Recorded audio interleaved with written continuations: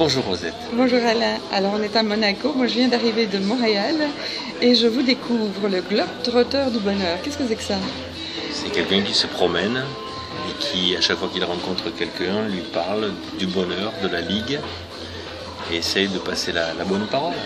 Mais comment vous est venue l'idée? Tout d'abord, vous m'avez dit tout à l'heure que vous avez pris votre retraite. Oui, j'ai décidé d'arrêter de travailler, d'essayer de vivre un petit moment, et puis tant que je peux me le permettre. Parce que travailler, c'était pas vivre pour vous? J'en avais assez de faire autre chose qui ne m'intéresse pas, parce qu'en fin de compte, on va tous travailler pour survivre, mais c'est pas vivre. Donc là, je peux me permettre de, pour quelque temps, vivre et de rencontrer du monde. Et ça fait du bien de voir des nouvelles têtes, d'avoir de nouvelles expériences, de nouvelles manières de voir le monde.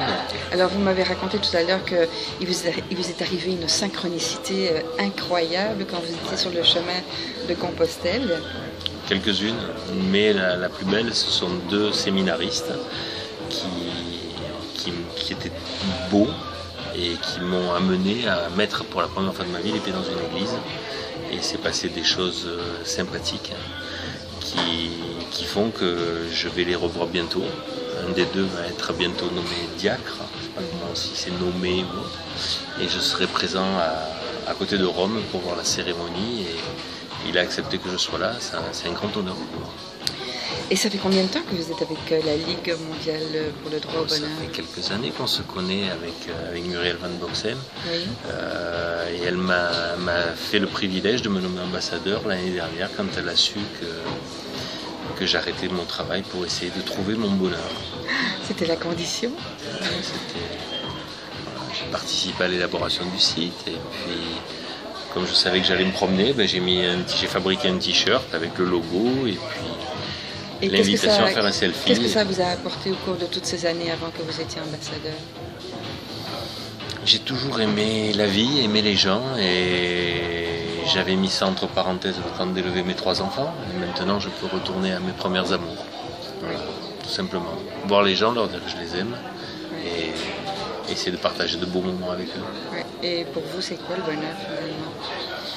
C'est ici et maintenant, c'est le présent, ça se conjugue au présent. C'est pas un verbe le bonheur, mais ça se vit au présent. Donc aujourd'hui je suis heureux. Est-ce que vous avez d'autres projets? Et je pars à Rome bientôt, là, dans quelques jours, à pied, pour aller voir Federico et Antonio.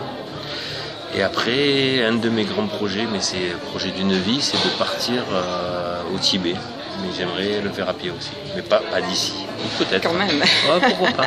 Pourquoi pas, ça me ferait pas peur. Question de temps et j'en ai, donc ça me plairait bien.